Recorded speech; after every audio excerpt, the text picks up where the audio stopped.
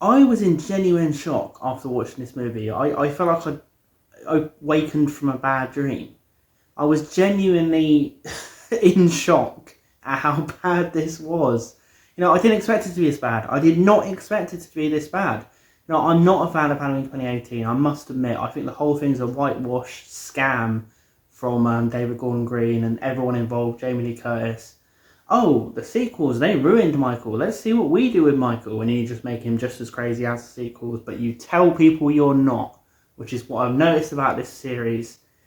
They've been masterfully telling the Halloween fans they're not doing what they're doing, and the Halloween fans, for some reason, because I respect the Halloween fans, have eaten it up, even though it's doing exactly what they've said they're not doing. Michael is now completely indestructible. He's every other slasher villain. There's nothing special about this whatsoever. But Halloween fans are eating it up. I don't understand. I think they're just saying the right things.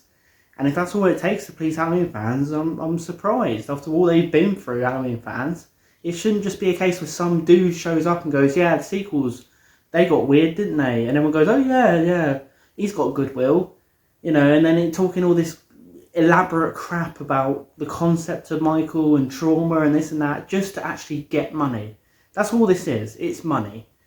And that's all it ever was. The intention was always to make sequels after Halloween ends. This is just to carry this on forever and gain money from it. And I don't agree with that. I don't want to do that with Michael Myers. I don't get why Halloween fans are content to do that. But some fans they just want to see Michael Myers forever. And I think Halloween Kills is one of the greatest examples of why seeing Michael Myers forever is not a good idea. We see Michael Myers far too much in this movie.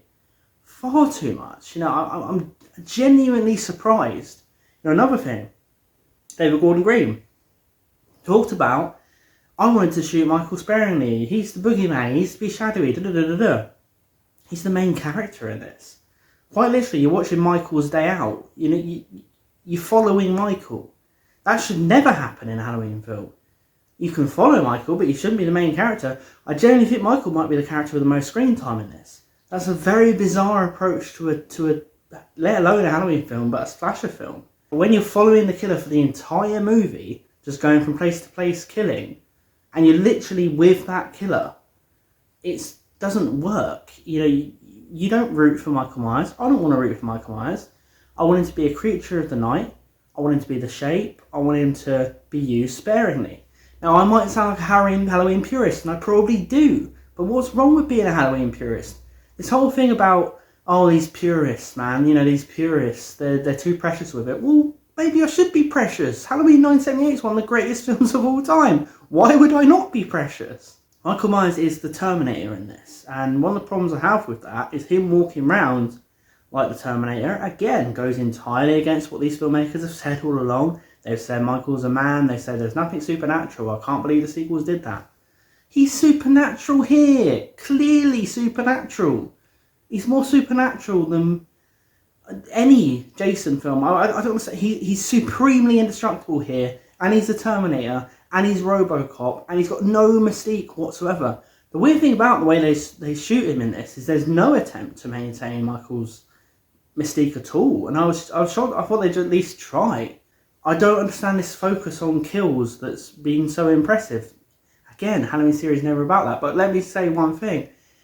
Me and my friends actually watched Halloween 6 after this movie. Dear God, it looks better compared to this movie. Halloween 6, you know what? It's quite good. And guess what? Despite having a bad script in areas, the presentation of Michael Myers, and the reason I'm bringing up Halloween 6 is because it's brutal. So it's shown, but they presented Michael sparingly still. He was creepy in it. The direction was pretty good. He was still the boogeyman. He was still in the shadows. But he had brutal kills. You can make a Halloween film where he has brutal kills, but to just follow him every second of the film he's on screen, just like nothing. He means nothing now. He's quite literally just any other killer. Halloween 6 showed you could do it. Now, Halloween 6 isn't a masterpiece, but it's gone up in my estimation after watching this movie. The flashback at the start of this movie, I mean, dear God, I've got so much to say. I don't know how long this video is going to be, but the flashback at the start of this movie, I like the idea. When it showed the 70s and it went back, I thought, you know what? If you're going to do a sequel to Halloween, why not do this? Let's just do a movie where we see the things we didn't see in Halloween 1978. That's kind of an interesting idea. And then I saw it. And this is the biggest load of balls I've ever seen in a Halloween film. This flashback is god awful. So the policeman, Michael grabs this guy, and the policeman's shooting a gun at him, and the policeman's pointing a gun, and then the policeman deliberately shoots his fellow policeman in the throat. I do not know what happened there. It was one of the most weird, clunky moments ever. I don't know if you're supposed to think he didn't mean to shoot, but for me, it seemed like he deliberately shot his mate. Like, just got overcome in the moment. Like, sorry, mate. Like, you know, and the weird thing about that flashback, the really weird bit was they recast Dr. Loomis. For some reason, Halloween fans are okay with this. I've seen no anger whatsoever. Even though if the sequel's done this, they would have jumped through the stratosphere.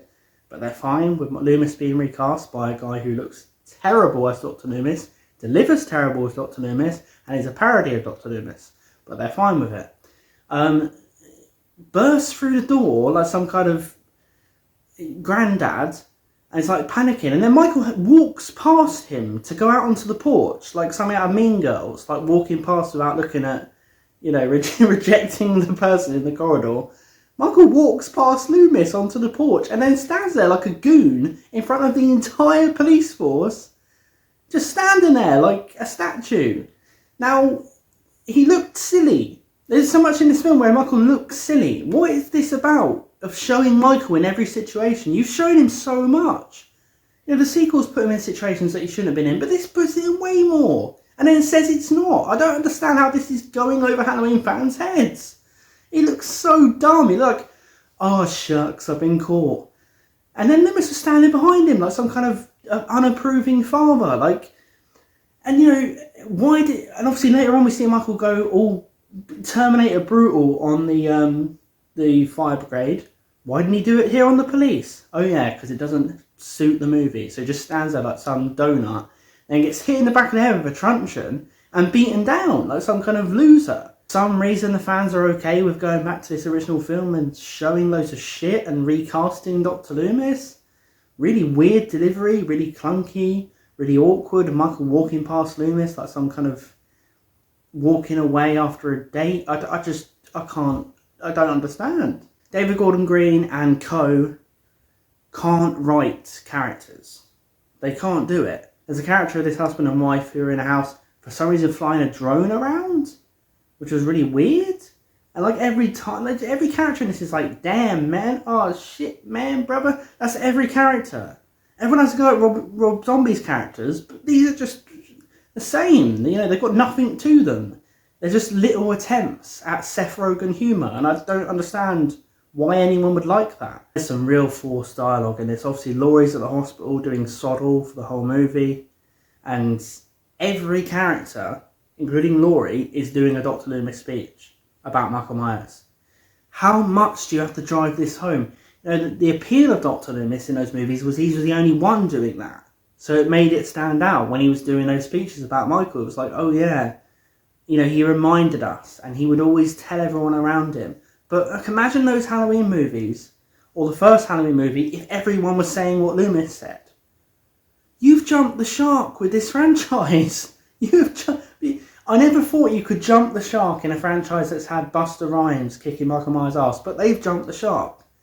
And then, you know, and it's been done in such an arrogant way. This movie's pretentious. Everyone's doing a Loomis speech. Everyone says evil dies tonight, evil this, evil that, horror this, boogeyman this, boogeyman that. It's like, and Laurie is properly Loomis in it. She's lost all of her character that they sort of built up in 2018, and she's properly Loomis, sitting on her bed doing speeches. Speech is Laurie's involvement. I always felt like she should have been at a podium, like, throughout the film. It just cuts back to her with a microphone doing a speech. Like, just, that's what it felt like. Her only job was to be Dr. Loomis.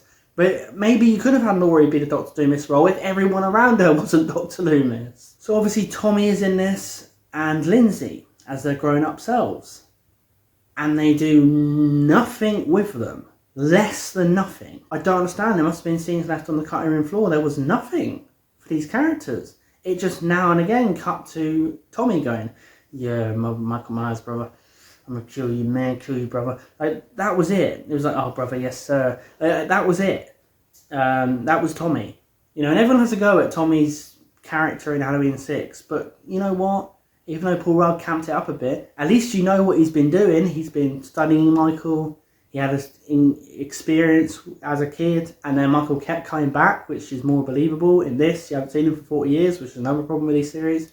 And he's got obsessed with him, kind of idolised him, but got, and in a weird way, and got obsessed with beating him, researched him. What's Tommy been doing in this continuity? Sitting there doing weird poetry sessions down the pub about Myers. Why would he care? This is what I'm saying. They want to have their cake and eat it. They want you to think of this as the Michael of sequels. He hasn't done much in this timeline, so why would these characters' lives be dominated by Michael Myers? He hasn't done much. And Lindsay was nothing. Lindsay was quite literally nothing. Minus character. There was nothing for Lindsay. And having Tommy and Lindsay in it is a real missed opportunity. You could have done some great stuff there. You could have done some brilliant stuff, some brilliant dialogue, and actually have some story. But no, everything was just boom, boom, boom. We have to have kill, kill, kill, kill, kill. Action, action, action, action. Everyone calling in the boogeyman. Everyone doing this. It's like, what? Who likes this? I don't know. And I know who likes it. People who just like to see Michael Myers kill people. And I don't see the appeal of that. I never got that from Halloween 1978. I never watched Halloween 1978 and went, you know what? I really want to see more Michael Myers killing people. That was never the appeal. The nurse is also in this from the first film. Now she's also in Halloween H2O. And guess what? Her character has a purpose in that. Because Michael obviously uses her to find the location of Laurie. She has no purpose in this. I don't know why the nurse is in it. She has no lines. She has no character. And she just dies. So it's a novelty, isn't it? Putting all these characters in there for a novelty. For a weird... telling people we're bringing these people back and it being good enough just to see them on screen. And I expect more.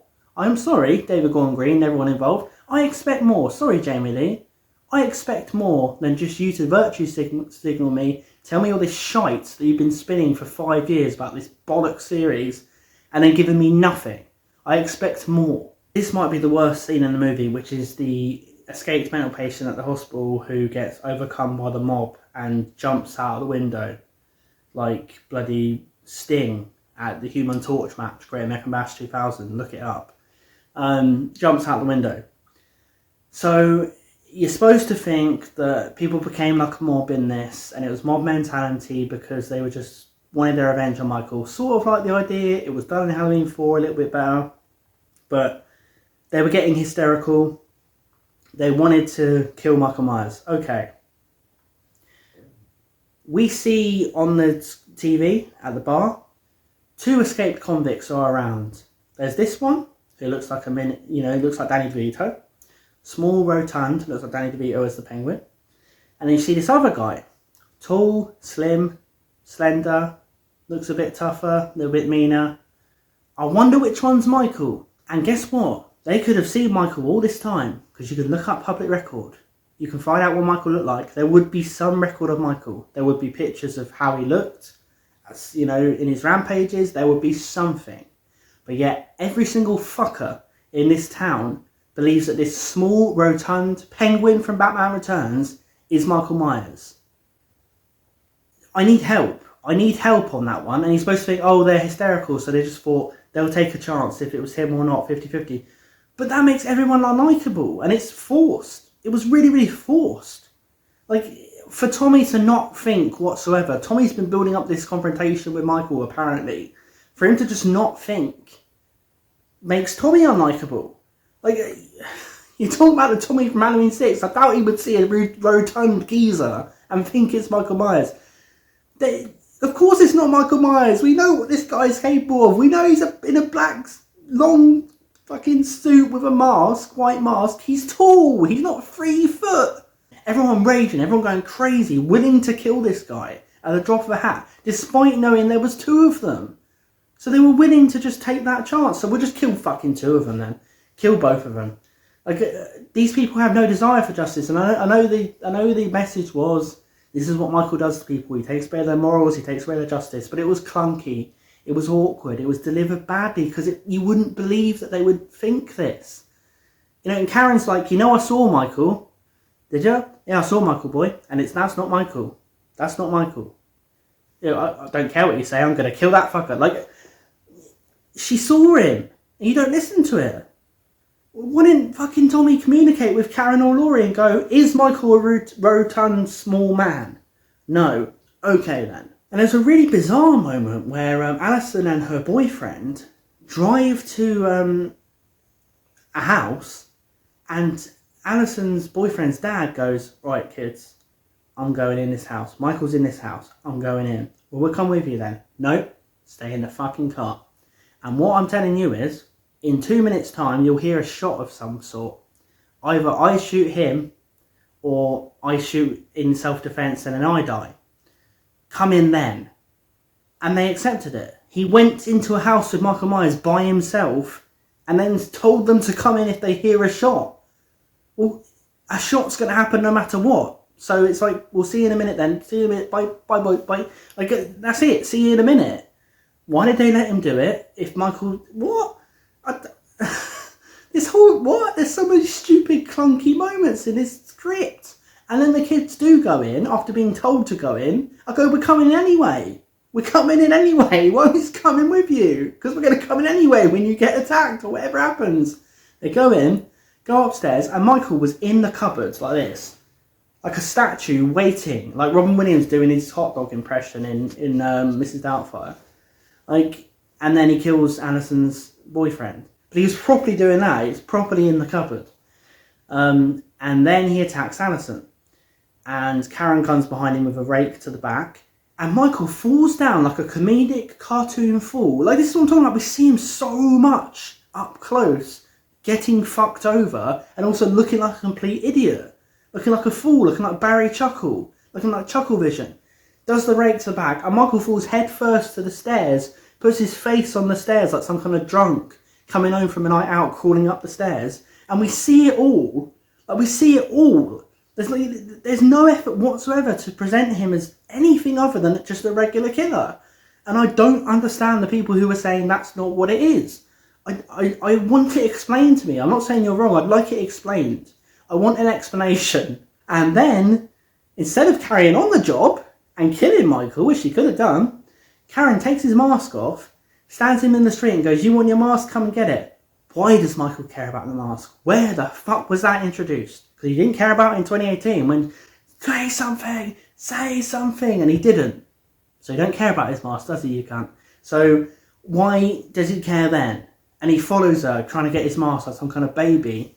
And then the mob come like Streets of Rage. Michael has this weird moment where he has this kind of fight with a bunch of these blokes from the town. This isn't what Michael Myers would do. This is what Jason would do. It'd be a pretty cool moment if it was Jason. And I think at this point we just don't want a difference between Michael and Jason. Because in this film we've just been Jason and there's been nothing of Michael and fans are happy. So I guess it is now Jason. But I was sitting there not wanting Jason when I saw a Halloween movie. Call me crazy. Oh, there were so many people in this scene and he was out in the public like a bloke at a bar who's just been challenged to come out for a bar fight. This is not how you deliver this. Halloween 4, when he had the mob on him, he was still in the shadows. You didn't see him much. I don't get why you see him so much in this. It just shows a complete misunderstanding of the character. And this was just me throwing in something I would have done. It's similar to Halloween 6, but it's also different. So I would have had Michael chasing Lindsay. So I would have had Lindsay survive. And then Tommy confronts Michael and beats him with the baseball bat, which is kind of like Paul Rudd beating him with the lead pipe in Halloween 6. But why do I prefer that to this beating? Here's the reason. It was in a dark enclosed room. It was just Tommy and it was just Michael. It was one-on-one. It was enclosed. Halloween needs to be that way. You can't have so many people around at once attacking Michael and Michael engaging with so many people. It just loses that energy of the kind of enclosed ticking clock, you know, tension, small town sort of thing. You can't have so many people fighting Michael. Weird like boss battle. And, you know, I would have had Tommy beat Michael with this bat. And people would have likened it to Halloween 6, but I don't care. Because I like that moment. I would have had that being in a dark room or whatever it was, dark area. He's beating him down, he's helping Lindsay, gets Lindsay on his shoulder, and then behind them, you see Michael in the blurred face delivery like it was in 78, sit up. I think that would have been really cool, because that's Michael to me. And then he's chasing Tommy and Lindsay, and it's difficult for Tommy to escape because he's got Lindsay on his shoulder.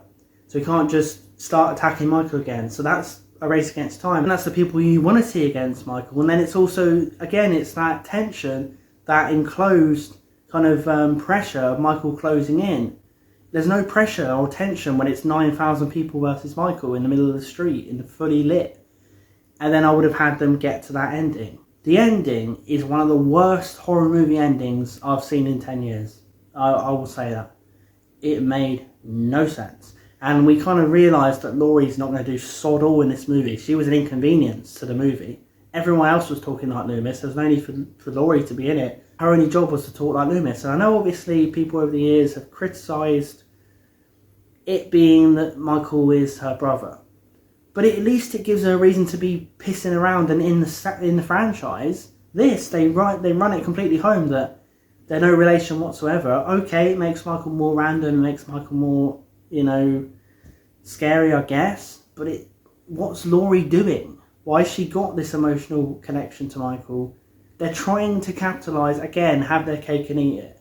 Laurie means nothing. She's just another woman in Haddonfield. Not that I'm calling for the brother and sister angle. You could have done a different way of making Laurie and Michael have a rivalry. But you know what? The brother and sister angle, I've never had that big of a problem with it. Because you don't have to... It doesn't mean that he has a motive. It means that he killed his sister, and then why would he not try and kill his other sister? He kills everyone else and he also tries to kill his other sister. It doesn't mean he just wants to kill his family. It just means he wanted to kill her as well. He can still be random. The ending. Karen goes to the Myers house, and I think she'd had a marijuana brownie before she went to the house, because she sees young Michael in the window. And guess what? She doesn't know what young Michael looks like. So how the fuck is she seeing him in the bloody window? She fucking marijuana brownie. I don't get that scene. What was that supposed to be? Fucking ghost. And then she goes into Michael's room, looks out the window, because we've been told that Michael looks out the windows in this film. Weird mention of Michael always looking out windows, surveying, like kind of old man Clint Eastwood Gran Torino. And then Michael comes behind her like some kind of teleport, even though he said he's not supernatural, despite showing that he is. And then we'll still say he isn't, and fans will still say he isn't, even though we've shown he is. And then he kills Karen. What the fuck is going to happen between this and Halloween Ends? Because we know there's a 4-year break. What's Michael been doing? What is Michael bloody doing? Is he in Jumanji? Is he in the fucking hiding out in the hills? Is he in Hawaii? I don't know. So my friend can't have a hilarious gag. I mean, I can't take credit for this. But obviously Michael ends the movie stopping Karen from standing at his window. And obviously throughout the movie, he's wanted to stand at his window. My friend said that for the next 4 years, what they think will be happening is Michael will be standing at his own window.